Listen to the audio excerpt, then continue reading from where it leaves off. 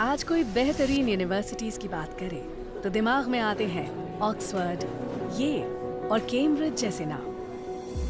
लेकिन एक कमाल की बात बताऊं, करीब 1500 साल पहले कहानी कुछ और ही थी। क्योंकि तब भारत में थी एक ऐसी यूनिवर्सिटी जो आज दुनिया की सबसे पुरानी यूनिवर्सिटीज में से एक है, नालंदा। नालंदा शब्द 3 शब्दों से बना है, न प्लस आलम प्लस दा। इसका मतलब है एक ऐसा उपहार जिसकी कोई सीमा ना हो। वाकई जैसा नाम वैसा काम। इस यूनिवर्सिटी में ज्ञान का भंडार था। यहाँ सिर्फ धार्मिक ग्रंथ ही नहीं बल्कि लिटरेचर, थियोलॉजी, लॉजिक, मेडिसिन और फिलॉसफी जैसे कई सब्जेक्ट्स पढ़ाए जाते थे। और तो और हर सब्जेक्ट का भरपूर ज्ञान देने के लिए बनाई गई थी 9 मंजिला लाइब्रेरी, जिसमें लाख 2 लाख नहीं 90 लाख से भी ज्यादा बुक्स और मैन्युस्क्रिप्ट्स थी। ये यूनिवर्सिटी 700 साल तक दुनिया को सीख देती रही। लेकिन नालंदा ने कई बार हमलों की मार को भी झेला।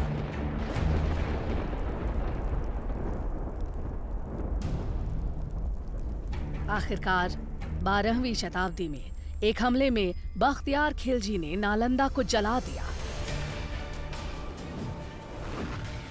और माना जाता है कि इसकी लाइब्रेरी 3 महीने तक जलती रही और ज्ञान का वो खजाना जो संभाल कर रखा गया था धुएं में खो गया। उस वक्त जब नालंदा कई बुलंदियों को छू रही थी, वो एक महाविहार यानी विशाल बौद्ध मठ का हिस्सा थी, जिसके खंडहर आज भी 57 एकड़ में फैली इस साइट में नजर आते हैं। कुछ रिकॉर्ड्स के मुताबिक नालंदा दरअसल आम के बगीचे पर बनी थी, जिसे 500 व्यापारियों ने गौतम बुद्ध को तोहफे में दिया। पर आर्कियोलॉजी के हिसाब से नालंदा को 5th सेंचुरी बीसी में गुप्त काल में बनाया गया था।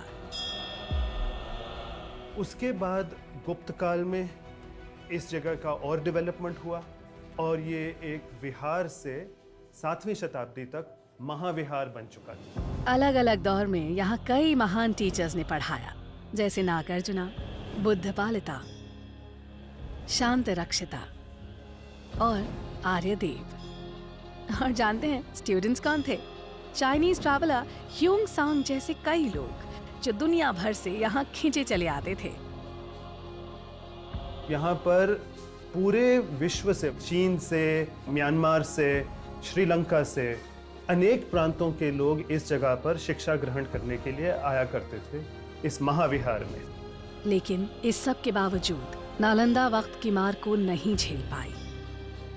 इसीलिए डॉक्टर अब्दुल कलाम की पहल से नालंदा ने एक मॉडर्न इंटरनेशनल यूनिवर्सिटी के रूप में फिर से जन्म लिया। नालंदा जैसी यूनिवर्सिटी इस बात का सबूत है कि भारत का ज्ञान सदियों से दुनिया को रोशन कर रहा है।